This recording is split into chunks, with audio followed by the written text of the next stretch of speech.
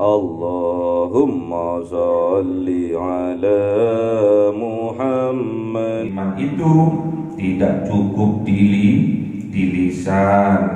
Iman itu harus kita tanamkan betul-betul di dalam hati kita dan dipraktekkan dalam kehidupannya nyata. Jadi kita tidak usah menunggu kiai-kiai kita, ulama-ulama kita bisa berjalan di dalam bumi, bisa menembus ke dalam bumi, bisa terbang ke langit, bisa miber, bisa ke Mekah tiap waktu,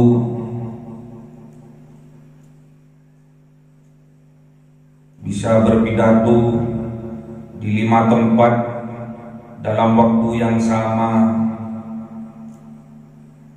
Kita bisa berjalan dengan cepat, lebih cepat dari kendaraan, bisa menghilang.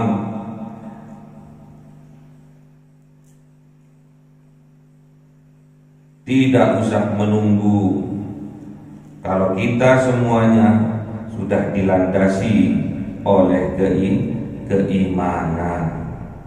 Kalau kita masih menunggu, delok sik ya ini, delok sik kusi, sakti ora, enggak sakti enggak usah mengguru. Itu tanda-tandanya bahwa di dalam jiwa kita ada jiwa-jiwa kekafiran.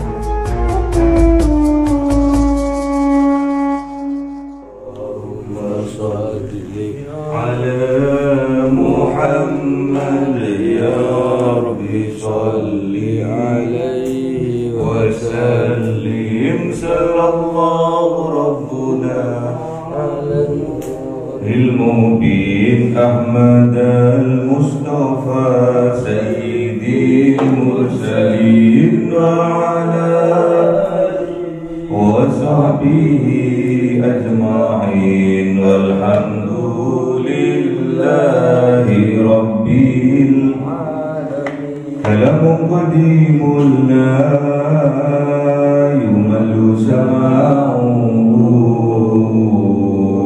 tanazzahan qawli wa bi'li wa niyati bihi astaghfi min kulli dari wa nuruhu dalilul li qalbi inda jalil khairati fa ya rabbi mati'ni bi sirri hurufi wa nawwir bihi sam'i wa qalbi wa mu'tadi wa habli bihi fatahan wa ilma wa hikmatan wa anis bihi ya Rabbi bil qabri wa salli wa sallim kulla yawmin wa lailatin ala nabiyir rahman yaqbalu tawbati wa ali wa ashabi kiramin a'immatin bihim yaghfirul ghaffaru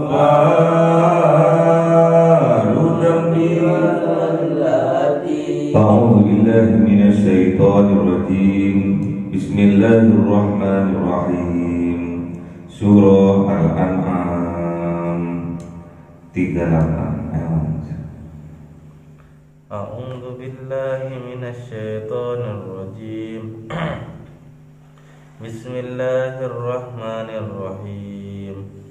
Wa ma min dabbatin fil ardi wa la ta'iri yati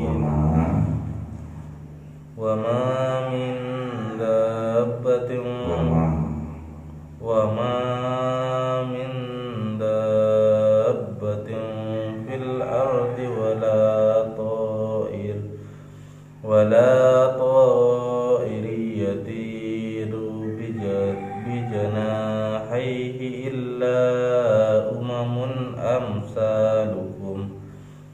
ما فرطنا في الكتاب من شيء ثم إلى ربهم يحشرون. صدق الله العظيم.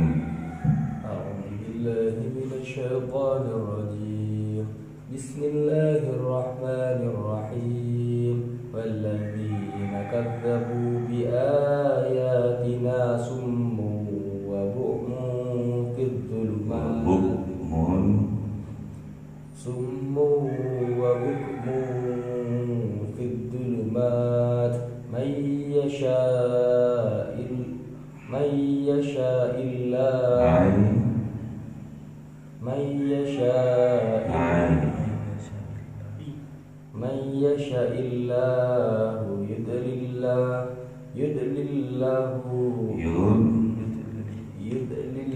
يضلله ومن يشاء يجعله على صراط مستقيم. Sadaqallahul azim. Bismillahirrahmanirrahim.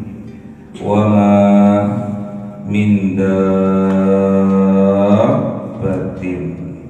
wa ma dan tidaklah min dabbatin dari binatang melata, dari binatang-binatang melata, fil ardi yang berada di dalam bumi, wala ta'ir dan tidak pula burung-burung yatiru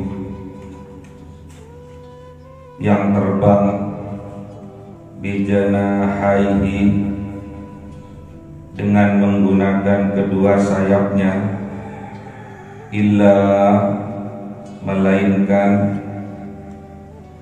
umamun umat amsalukum sama seperti kalian, ma farratna tidak melupakan kami, meluputkan kami, fil kitabi pencatatannya dicatat di dalam kitab Al-Quran, min syai'in dari sesuatu, summa kemudian ila rabbihim yuhsyarun kepada Tuhan mereka, yuhsyarun dikumpulkan, yuhsyarun besar, mahsyar.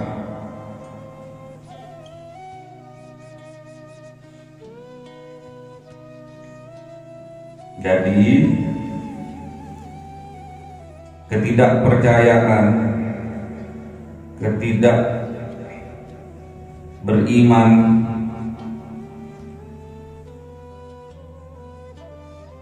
ketidakberimanan orang-orang kafir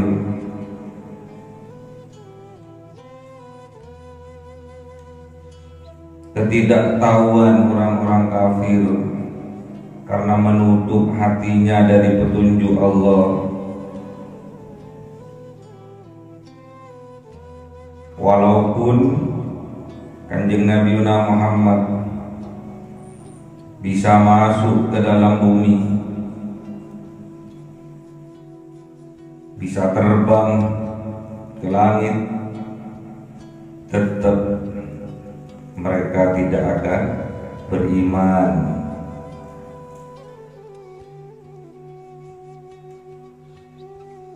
Sedangkan hewan-hewan melata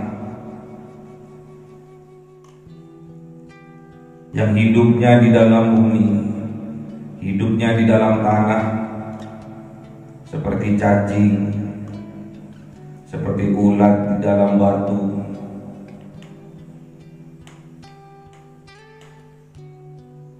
seperti lintah,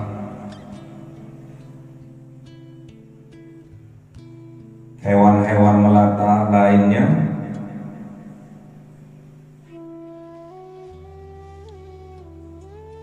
itu tercatat di dalam Al-Quran. Semut tercatat di dalam Al-Quran. Burung-burung tercatat di dalam Al-Quran. Burung bisa terbang dengan kedua sayapnya tercatat di dalam Al-Quran.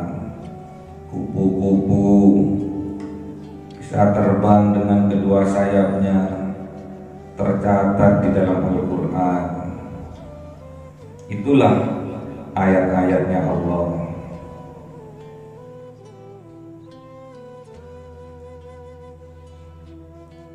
Jadi cukup dengan ayat-ayatnya Allah, ayat kauniyah maupun ayat kauliyah, cukup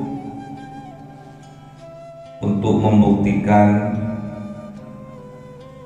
kepada mereka yang mempergunakan akalnya untuk berpikir. Karena yang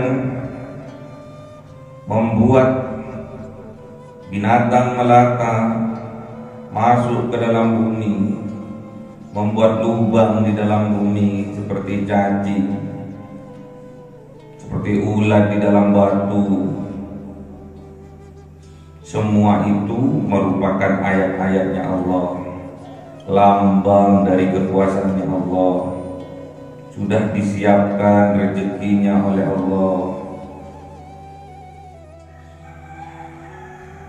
Begitu pula burung-burung bisa terbang dengan kedua sayapnya, itu juga termasuk ayat-ayatnya Allah.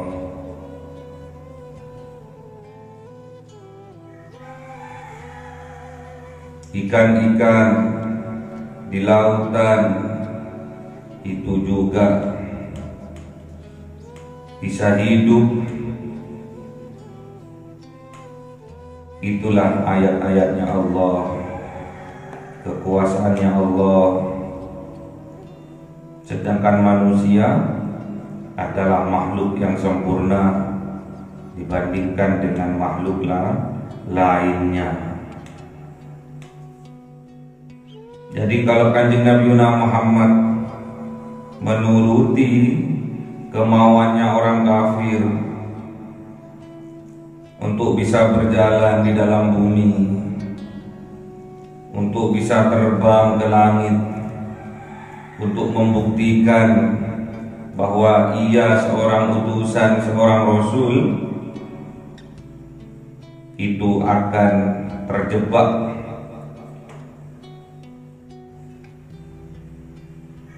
pada kejadian seperti yang dialami oleh Kanjeng Nabi Isa alaihissalam. Tatkala Kanjeng Nabi Isa bisa menghidupkan orang yang sudah mati, akhirnya Kanjeng Nabi Isa dianggap sebagai anak Tuhan. Bahkan Kanjeng Nabi Isa kebablasan dianggap sebagai Tuhan. Itulah kalau kita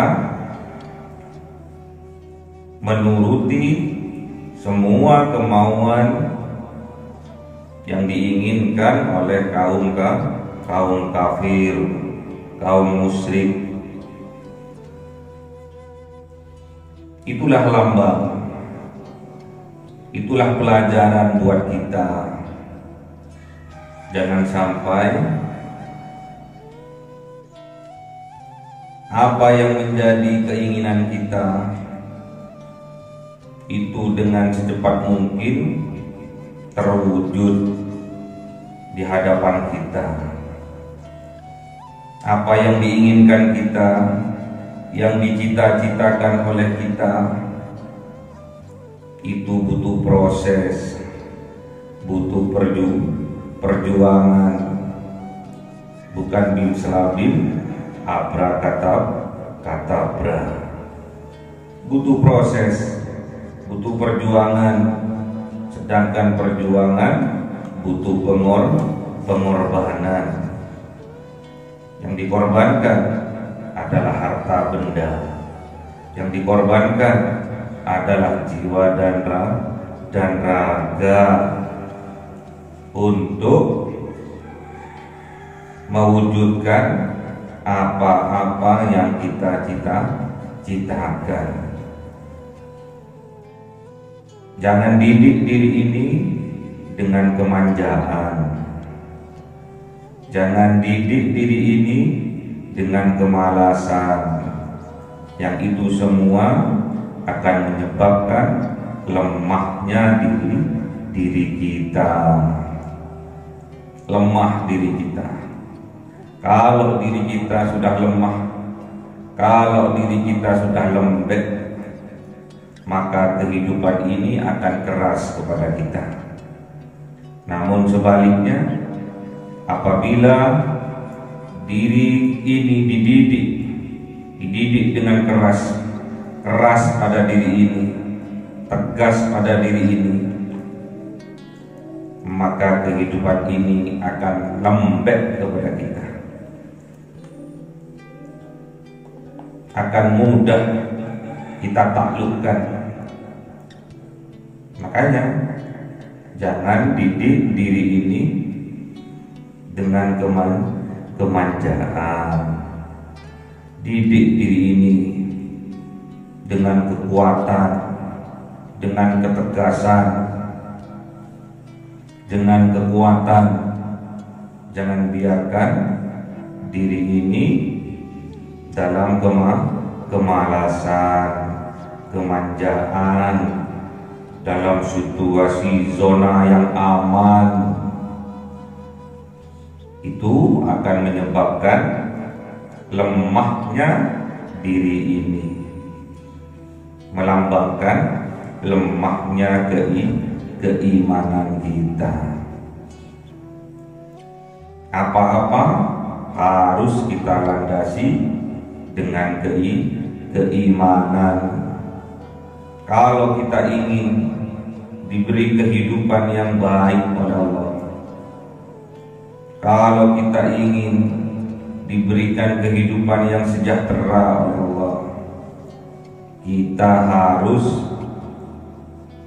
beramal soleh yang dilandasi dengan keimanan. Baik itu laki-laki maupun perempuan,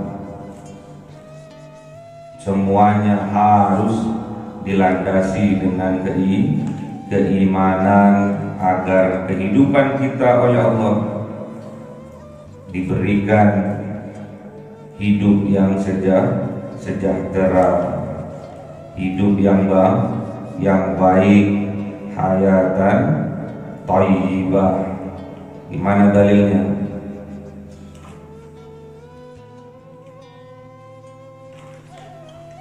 Gimana dalilnya? Man amila sholihan min dzakarin aw untha wa huwa mu'minun falanuhyiyannahu hayatan thayyibah. Diulang-ulang itu biar hafal, biar dijaga oleh Allah di dalam bawah sadar kita, biar secara otomatis jiwa kita, raga kita, mental kita diarahkan oleh Allah untuk selalu berbuat amal soleh yang dilandasi dengan keimanan. Kalau sudah amal-amal soleh kita dilandasi dengan keimanan, semua kebaikan asalnya dari Allah, semua keburukan asalnya dari kita sendiri, maka Allah akan memberikan kepada kita kehidupan yang bahagia, kehidupan yang baik, hayatan thayyibah. Makanya harus dihafal, dibaca ulang-ulang sehingga meresap, memahami, sehingga terekam di bawah alam sadar kita yang secara otomatis nantinya akan menyetir kita selalu berbuat kebaikan yang dilandasi dengan keimanan. Kalau kita ingin hidup kita oleh Allah dibahagiakan, dilandasi dengan keimanan, berusaha dilandasi dengan keimanan, belajar dilandasi dengan keimanan. Iman itu tidak cukup di lisan. Iman itu harus kita tanamkan betul-betul di dalam hati kita dan dipraktekkan dalam kehidupannya nyata. Jadi kita tidak usah menunggu kiai-kiai kita, ulama-ulama kita bisa berjalan di dalam bumi, bisa menembus ke dalam bumi, bisa terbang ke langit, bisa miber, bisa ke Mekah tiap waktu,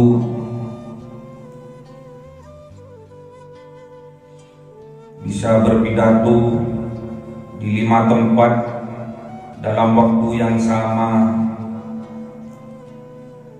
Kita bisa berjalan dengan cepat, lebih cepat dari kendaraan, bisa menghilang,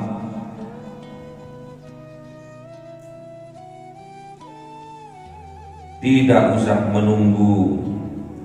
Kalau kita semuanya sudah dilandasi oleh keimanan. Kalau kita masih menunggu, delok sik ya ini, delok sik gusi sakti orang, enggak sakti enggak usah mengguru. Itu tanda-tandanya bahwa di dalam jiwa kita ada jiwa-jiwa kekafiran. Hati-hati, kalau sudah ada jiwa-jiwa kekafiran, akhirnya akan terbentuk juga jiwa-jiwa kemusyrikan. Jadi gak usah menunggu, gak usah mencari gurunya yang sakti, mandraguna. Gak usah menunggu mencari guru yang punya aroma yang ditampakkan, bisa terbang, bisa menghilang, bisa menyembuhkan orang yang sakit kronis, bisa menyembuhkan orang yang sedang koma. Tidak usah menunggu. Kalau semua itu sudah dilandasi atas keimanan kita kepada Allah. Kalau orang itu, guru itu, kiai itu, wali, tidak usah mencari. Kalau sudah dilandasi oleh keimanan. Kiai itu sedang duduk menemui tamunya di musola, sedangkan tatkala saya diperintahkan oleh Yai untuk ambil rokok di rumahnya, ternyata yang bukain pintu adalah Yai. Loh, Yai kok ada 2 sih? Di musola ada Yai, di rumah ada Yai. Sakti berarti kiainya. Sebetulnya kalau kita melandasi keimanan, melandasi semua amal soleh dengan keimanan kepada Allah, sebetulnya tidak butuh pembuktian yang nyata, cukup dengan ayat-ayatnya Allah, ayat-ayat kauniyahnya Allah. Burung bisa terbang, binatang melata bisa hidup di dalam bumi. Itu cukup untuk membuktikan keimanan kita kepada Allah. Cukup dengan ayat-ayatnya Allah, ayat kauliyah yang kita kaji tiap hari, yang kita baca setiap saat, yaitu Al-Quran. Al-Quran ini adalah mukjizat terbesar yang diberikan oleh Allah kepada Kanjeng Nabi Muhammad sallallahu alaihi wasallam. Mukjizat ini sebetulnya pembuktian agar orang-orang beriman kepada Allah. Kanjeng Nabi Musa, mukjizatnya tongkatnya bisa menjadi ular. Itulah pembuktian atas kekuasaannya Allah agar kaumnya beriman kepada Allah. Dan itu hanya pada waktu Kanjeng Nabi Musa hidup. Kanjeng Nabi Ibrahim dibakar di kobaran api yang menggunung, diselamatkan oleh Allah. Itu untuk menguatkan, membuktikan kekuasaannya Allah agar umatnya, kaumnya beriman kepada Allah, tidak musyrik, tidak kafir. Kanjeng Nabi Isa bisa menyembuhkan orang yang buta, bisa menyembuhkan orang yang kena lepra, bisa menghidupkan orang yang mati. Itulah ayat-ayatnya Allah, itulah mukjizatnya Allah yang diberikan kepada Kanjeng Nabi Isa alaihissalam. Dan itu pun berada pada waktu Kanjeng Nabi Isa masih hidup. Sedangkan Al-Quran, mukjizat terbesar yang diberikan oleh Allah kepada Kanjeng Nabi Muhammad, tidak akan berhenti, terputus kekuasaannya Allah, ayat-ayatnya Allah, bahkan mukjizatnya Kanjeng Nabi Muhammad yang berupa Al-Quran ini akan kekal sampai di yaumil qiyamah. Bahkan mukjizat Al-Quran ini akan menjadi syafaat bagi sahabat-sahabatnya. Jadi walaupun ditinggalkan oleh Kanjeng Nabi Muhammad dengan mukjizat yang terbesar yaitu Al-Quran, Al-Quran akan selalu menjadi petunjuk, menjadi wasilah ke arah tauhid sampai yaumil qiyamah.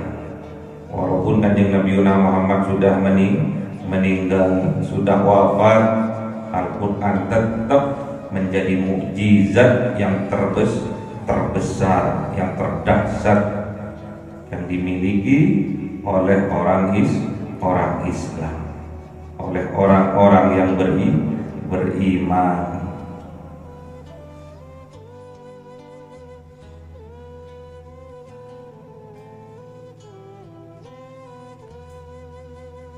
Jadi binatang melata yang merayap, yang berjalan di dalam bumi, yang membuat lubang-lubang seperti cacing, itulah ayat-ayatnya Allah. Dan burung-burung yang terbang dengan menggunakan kedua sayapnya, itulah ayat-ayatnya Allah. Semua itu umamun amsalukum, adalah umat seperti kita, sama-sama makhluk ciptaannya Allah. Ma farratna fil kitab, tidak luput dari pencatatan oleh Allah di dalam Al-Quran, min syai'in, dari satu pun, dari sesuatu, tsumma ila rabbihim yuksarun, kemudian kepada Tuhan mereka yuksarun, dikumpulkan di padang mahsyar untuk dimintai pertanggungjawaban. Semua makhluk besok akan dikumpulkan di padang mahsyar. Padang mahsyar itu panas, sampai panasnya diibaratkan matahari hanya sejengkal dari kepala kita. Sekarang aja lama nggak turun hujan, panasnya sudah luar biasa, sampai 36 derajat. Apalagi besok di padang mahsyar, di yaumil kiamah, di kiamat kubro. Namun yang harus kita khawatirkan bukan datangnya kiamat kubro, namun yang kita khawatirkan, yang harus kita persiapkan dengan baik-baik tatkala datangnya kiamat sugro, yaitu kematian kita. Harus kita persiapkan dengan baik bekal apa yang harus kita miliki, karena tatkala kita sudah meninggal dunia, yang akan menemani kita adalah amal kita, amal baik maupun amal buruk. Itulah yang akan menemani kita tatkala kematian kita. Makanya harus hati-hati, jangan sampai tatkala ajal datang menjemput kita, kita dalam keadaan terleha-leha, terlena, terpesona oleh gemerlapnya dunia, silau atas gemerlapnya dunia, sehingga kita tidak mempersiapkan diri tatkala ajal menanti. Walladzina kadzabu, dan orang-orang yang mendustakan mereka, bi ayatina, terhadap ayat-ayatnya Allah, ayat-ayat kauniyah, ayat-ayat kauliyah, summun, tuli mereka, wa bukmun, bisu mereka, fid dzulumati, di dalam kegelapan, may yasha'illahu, barang siapa dikehendaki tersesat oleh Allah, yudlilhu, maka akan diizinkan oleh Allah untuk tersesat.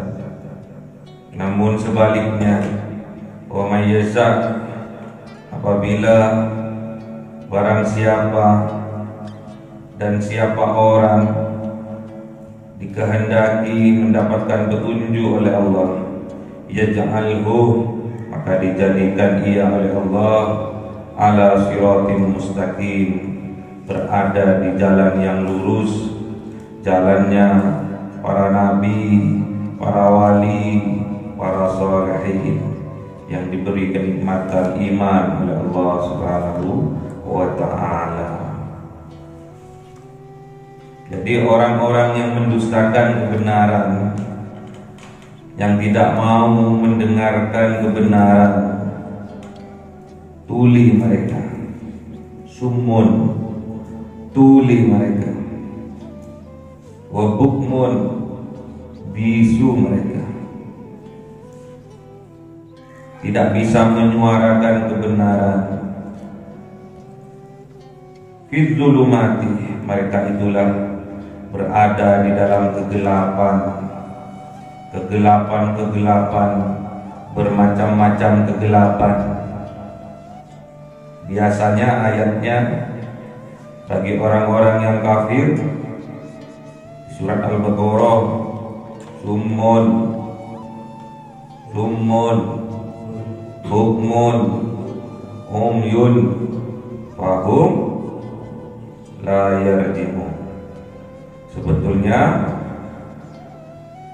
tuli, bisu, dan buta.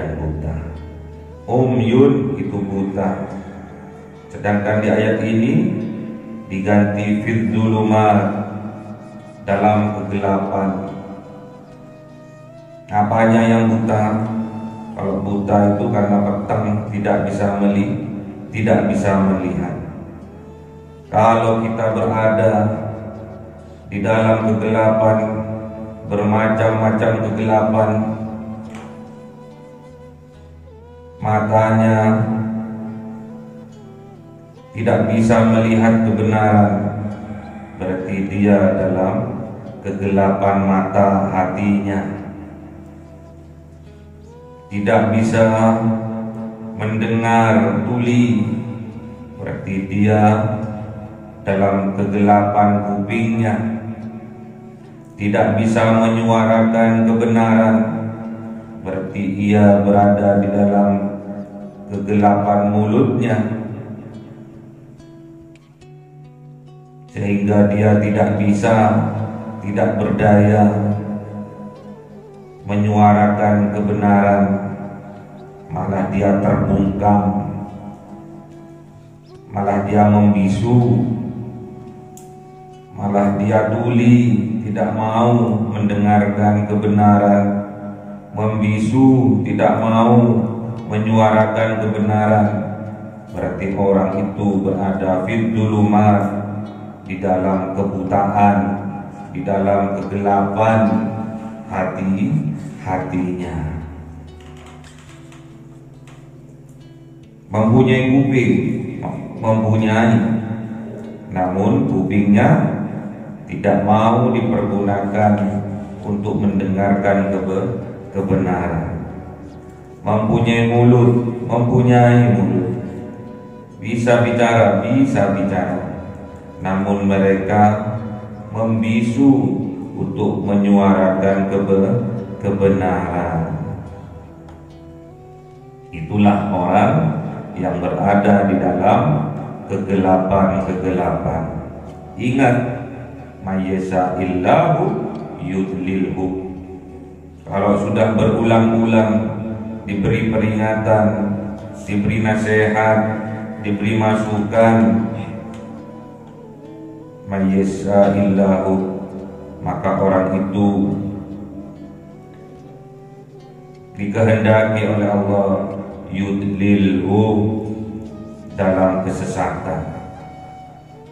Kalau sudah dibalen-baleni, dibolak-balik, diberi penjelasan berulang-ulang, namun tetap saja mereka tidak mau, mereka berarti memilih kesesatan, dan Allah mengizinkan, Allah menghendaki atas karak mereka. Dan sebaliknya, wa may yasha yaj'alhu ala siratin mustaqim. Sebaliknya, mereka membuka lebar nasihat-nasihat, kebenaran-kebenaran yang datang kepada mereka. Mereka menyuarakan kebenaran dengan lantang dan tegas. Allah juga berkehendak menjadikan mereka, membuat mereka berada ala siratim mustaqim, di atas jalan yang lurus, jalannya para nabi, jalannya para wali, jalannya para sholihin, jalannya para ulama Allah, jalannya para kiai, jalannya para gus, jalannya para ustadz yang diberi kenikmatan oleh Allah. Dalam keadaan apapun, kenikmatan akan selalu datang kepada mereka yang berada dalam siratim mustaqim. Sakit pun akan menjadi nikmat, akan terasa nikmat kalau kita berada pada siratim mustaqim. Bahagia pun akan menjadi nikmat apabila kita berada di dalam siratim mustaqim. Punya harta yang melimpah akan terasa nikmat apabila kita berada pada siratim mustaqim. Kemiskinan kita akan menjadi nikmat apabila kita berada pada siratim mustaqim. Kemiskinan kita akan karep-karep kita, kemiskinan kita akan keinginan-keinginan hawa nafsu kita akan menjadi nikmat tatkala kita berada ala siratim mustaqim. Makanya selalu berdoa kepada Allah, minta petunjuk kepada Allah minimal sehari semalam 17 kali. Kita bermohon kepada Allah, ihdinas siratim mustaqim.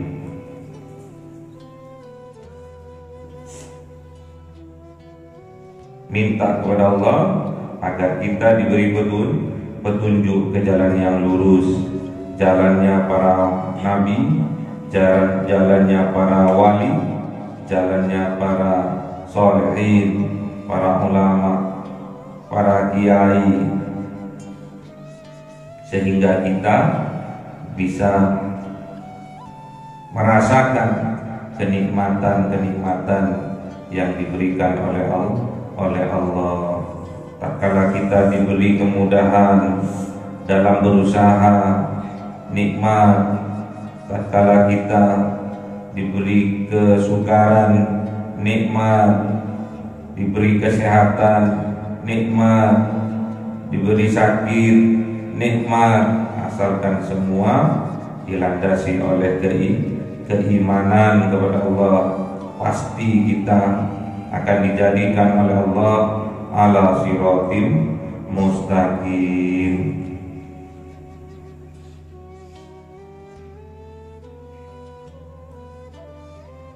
Makanya sholat berjamaah tiap 5 waktu menandakan diri kita betul-betul bersyukur atas nikmat-nikmat yang diberikan oleh Allah kepada kita, karena kita berada pada siratim mustaqim.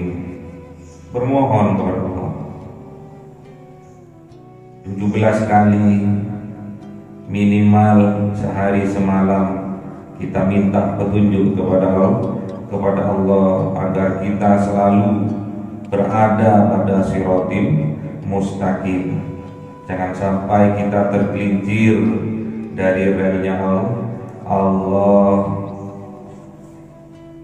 Jangan sampai kita kebablasan karena silaunya kita terhadap gemerlapnya dunia, sehingga kita melupakan nikmat yang terbesar yang diberikan oleh Allah kepada kita, yaitu nikmat iman dan Islam. Semoga kita diberi kekuatan oleh Allah Subhanahu wa taala, ditingkatkan oleh Allah Subhanahu wa taala keimanan kita, keyakinan kita oleh Allah disempurnakan, mulai dari ilmu yakin, mulai dari ainul yakin, mulai dari hakul yakin, disempurnakan menjadi akmalul yakin, ditingkatkan keimanan oleh Allah sehingga kita layak mendapatkan mahkota takwa dari Allah Subhanahu wa taala. Kalau kita sudah mendapatkan mahkota takwa dari Allah Subhanahu wa taala, setiap permasalahan yang kita hadapi pasti Allah akan memberi jalan keluarnya. Dan setiap rezeki yang Allah berikan kepada kita akan diberi rezeki dari arah yang tidak disangka-sangka sebelumnya. Wa may yattaqillah yaj'al lahu makhraja wa yarzuqhu min haitsu la yahtasib. Namun ingat, petunjuknya Allah diberikan kepada siapa saja, Allah akan mengetahui. Jadi tidak sembarangan Allah memberi petunjuk kepada orang, kepada hambanya, tidak sembarangan. Allah mengetahui siapa yang layak diberi petunjuk oleh Allah. Allah mengetahui siapa yang tersesat dari jalannya Allah.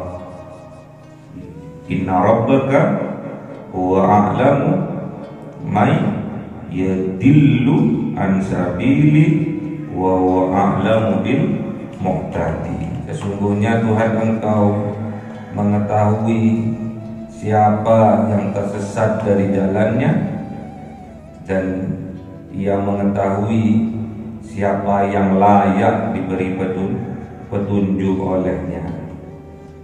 Inna rabbaka huwa a'lamu man dhalla an sabili wa huwa a'lamu bil muhtadin. Allahumma arhamna bil Qur'an waj'alhu lana imaman wa nuran wa hudan wa rahmah.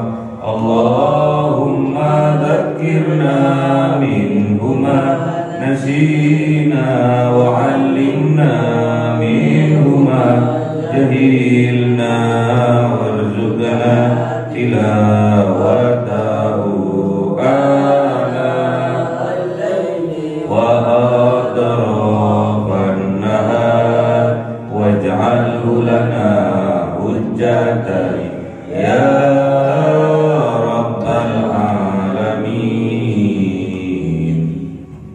Cahaya 1000 bulan